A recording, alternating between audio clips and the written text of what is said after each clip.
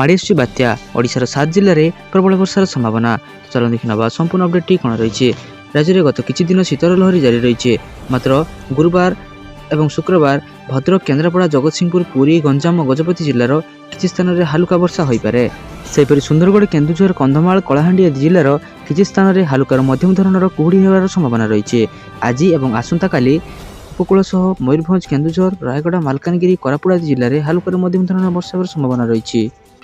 अन्यपटे आसंता 2 दिन मध्य राज्य सर्वनिम्न तापमात्रा 2 ରୁ 3 डिग्री सेल्सियस ह्रास पाइब बोली आंचलिक पाणीपाग विज्ञान केन्द्र पक्षर सूचना जारी करा जायछि। चलो देखिए परवर्ती अपडेट कौन रही। संभाव्य बात्यार प्रभाव तमिलनाडु में प्रबल वर्षा जारी, स्कूल और कॉलेज गुड़िक बंद। चलो देखि नवा संपूर्ण अपडेट कौन रही। दक्षिण पश्चिम बंगोपसागर घनीभूत होउछि गभीर अवपात। यह बात्यार रूप नेब, ताहारी प्रभाव मध्य पड़ा आरंभ हो गलानी। गभीर अवपात प्रभाव में तमिलनाडु चेन्नई, चेंगलपेट, तिरुवल्लर, कुडालर, नागापट्टिनम रे प्रबल वर्षा जारी रही। प्रबल वर्षा पर तमिलनाडु 3 जिला को रेड अलर्ट जारी करा जायछि। प्रबल वर्षा को दृष्टि रखी चेन्नई समेत अनेक जिले में स्कूल कॉलेज छुट्टी घोषणा करा जायछि। वर्षा जो चेन्नई 7 विमान विलंब उड़ाण भरी।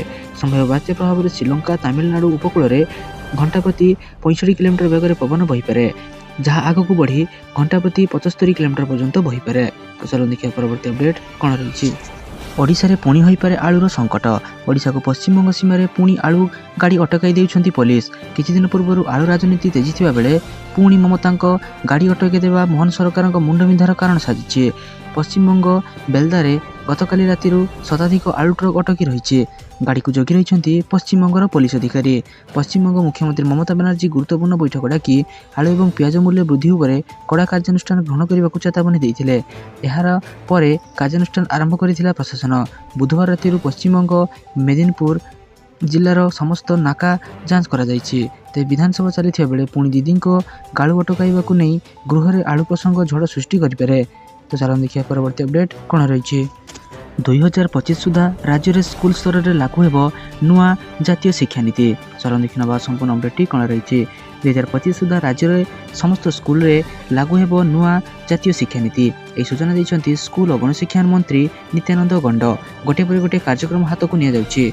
नुआ शिक्षा नीति लागू होगा गठन होइछि टास्क फोर्स कमिटी सह 6टी सब कमिटी। गत दिन गुड़िक शिक्षक अभाव को पूरण करने व्यवस्था आम जारी रखिछु। शिक्षा क्षेत्र में जहाँ आवश्यक ता विभाग पूरण करने चेष्टा करुछि। नुआ जातीय शिक्षा नीति 2020 मुताबक 3 वर्ष बयस 18 वर्ष बयस मध्य 10 एवं +2 स्कूल शिक्षा को 5+3+3+4 व्यवस्था भाग कर। पुराना शिक्षा नीति में 3 ରୁ 6 वर्ष पर्यंत पिला शिक्षा सामिल नथिला। 6 वर्ष हेले छात्र छात्री प्रथम श्रेणी में ना लिखाउथिले। नुआ शिक्षा नीति 5-3-3-4 ढांचारे 3 वर्षर पिला सामिल कर बाल्यावस्था शिक्षागत मूलदुआ मजबूत करने को प्रयास करा जायछि। 3 ରୁ 8 वर्ष, 8 ରୁ 11 वर्ष, 11 ରୁ 14 वर्ष और 14 ରୁ 18 वर्ष बयस पर्यंत विभिन्न स्तर को नहीं शिक्षा व्यवस्था प्रस्तुत करा जिवो। चलो देखिए परवर्ती अपडेट कौन रही। सुभद्रा योजना को नहीं बड़ अपडेट। सुभद्रा योजना को नहीं सबुठार बड़ अपडेट। आसंता वर्ष मार्च 7 तारिख सुभद्रा आवेदन डेडलाइन आसी जाइए। अर्थात 2025 मार्च 7 सुभद्रा प्रथम किस्ती आवेदन शेष तारिख रही। एने सूचना देते उपमुख्यमंत्री प्रभाती परिडा। मार्च 8 महिला दिवस में द्वितीय किस्ती सुभद्रा टंका मिलिबो। सेपटे मालकानगिरी बंडाघाटी हिताधिकारी पाखक विभाग अधिकारी जाई फिजिकल भेरिफिकेशन करने को उपमुख्यमंत्री निर्देश देते। वर्तमान सुधा प्रथम किस्तिर तृतीय पर्यायर महिला अकाउंट पठाई सुभद्रा टंका।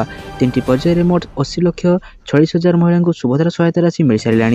डिसेम्बर 4th पर्यायर आ 20 लाख महिला को सुभद्रा टंका नहीं कोटिए हिताधिकारी को सामिल कराइबा को सरकार लक्ष्य रखिछंती बोली कहिछंती उपमुख्यमंत्री प्रभाती परिडा। सेपटे हिताधिकारी को बैंक रे अଯଥା भिड़ न जमाइबा को परामर्श दैछंती उपमुख्यमंत्री प्रभाती परिडा। चलो देखिए परवर्ती अपडेट कौन रही। राशन कार्ड रू बाद पड़े पाखापाखि 2 लाख लोक राज्य सरकार बड़ घोषणा। चलो देखिए संपूर्ण अपडेट कौन रही। राशन कार्ड को नहीं राज्य सरकार बड़ घोषणा करिसेंती बाद पड़े अयोग्य हिताधिकारी।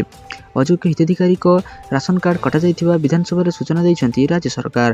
राशन कार्ड रू बाद पड़े 1,77,000 हिताधिकारी। वर्तमान ईकेवाईसी प्रक्रिया जारी रही बेले धरा पड़ जाइछंती अयोग्य हिताधिकारी। बीजेपी विधायक मनोज कुमार दत्त प्रश्न रखिथिले जे खाद्य जोगाण और खाउटी कल्याण मंत्री अनुग्रह करी कहिबे कि ईकेवाईसी प्रक्रिया केते भूत राशन कार्डधारी मिलिछंती एवं उक्त प्रक्रिया केते दिन चलिबो और आद्यवधू केते संख्यक हिताधिकारी ईकेवाईसी करि छाड़िलेनी। गृह मंत्री कहते राशन कार्ड हिताधिकारी चली इकेवाईसी बर्तमान सुधा इकेवाईसी प्रक्रिया 1,77,068 जन मृत व्यक्ति को चिन्हट कर राशन कार्ड रू बाद दे दी जाइए। मोट 3,36,35,318 हिताधिकारी मध्य आज सुधा 2,69,23,830 जन इकेवाईसी सरी जाइए। मंत्री आहरी कहते खाली स्थान नुआ हिताधिकारी कार्ड जगै दिज्व। बर्तमान सुधा 6,19,836 जन नुआ राशन कार्ड आवेदन कर विधानसभा लिखित उत्तर रखिंट खाद्य जोगाण मंत्री कृष्णचंद्र पात्र। चलो देखिए परवर्ती अपडेट कौन रही। स्टाफ सिलेक्शन कमिशन पक्षर CHSL परीक्षा आवेदन आरंभ डिसेम्बर 26 तारीख शेष तारीख। Odisha staff selection commission OSSC पक्षर कंबाइंड हायर सेकेंडरी लेवल परीक्षा विज्ञप्ति प्रकाश पाई। यह परीक्षा माध्यम ओडिशा कृषि और कृषक सशक्तिकरण विभाग में खाली 324 मृत्तिका संरक्षण अधिकारी पदवी पूरण हो। एबे OSSC पक्षर यह परीक्षा ऑनलाइन आवेदन आरंभ हो जाए। आवेदन शेष तारीख 26 डिसेम्बर रखा जाइए। यही सब पद पर SSC पक्षर प्रथम प्रिलिमिनारी परीक्षा करा भल करथिबा प्रार्थी को द्वितीय पर्याय परीक्षा मेरिट लिस्ट बाहर करा। द्वितीय पर्याय परीक्षा चयन होता प्रार्थी सर्टिफिकेट जांच कर पदवी नियुक्ति दिज्व। यह परीक्षा केबे हेबो से नहीं OSSC पक्षर आगक सूचना दिज्व। यह परीक्षा और पदवी संबंधी अधिक सूचना OSSC वेबसाइट उपलब्ध रही। तेणु योग्य और आग्रही प्रार्थी मैंने शीघ्र यार ऑफिशियल वेबसाइट को जाई यार संपूर्ण विवरणी जानी आवेदन करनियंतु। यार आवेदन शेष तारीख 26 डिसेम्बर रखा जाइए। तो चलो देखिए परवर्ती अपडेट कौन रही। यही कार्डधारी बड़ खबर खाता को आसो टंका प्रति मास मिलूँ 1,000 करी टंका। चलो देखि नवा संपूर्ण अपडेट कौन रही। जदि आप योजना आवेदन करती तेज सरकार आपको प्रति मास सहायता भत्ता देवे। यह योजना सरकार आवेदनकारी को प्रत्येक मास 1,000 टंका प्रदान करती। ई श्रम कार्ड योजना अधीन 1,000 टंका मिलता है। यह सहित आवेदनकारी को 2 लाख टंका दुर्घटना बीमा प्रदान कर जार लाभ श्रमिक मैंने सीधा सड़क उठाउछंती। तेज वर्तमान समय अनेक लोक ई श्रम कार्ड योजना लाभ उठाउछंती किंतु जदि वर्तमान आपनकु मध्यरु केही ए पर्यंत एही योजना लाभ उठाई नांती तेणु आपण मध्य आवेदन करेंगे। सेहीपरि नागरिक जो मैंने एपर्यंत ई श्रम कार्ड पाई नांती आपण ई श्रम कार्ड पर आवेदन करेंगे।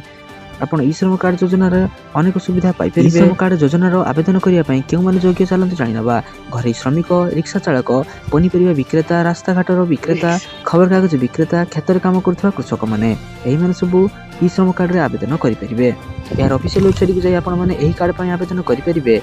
तेणु निकटस्थ जनसेवा केन्द्र को जाई आपण माने समस्त विवरणी को देई याको आवेदन करनियंतु। तो सार्वजनिक बछा बछा और गुरुत्वपूर्ण खबर जानापी आम चैनल को सब्सक्राइब कर रखुँ और आम वीडियो को लाइक कर दिंतु। धन्यवाद।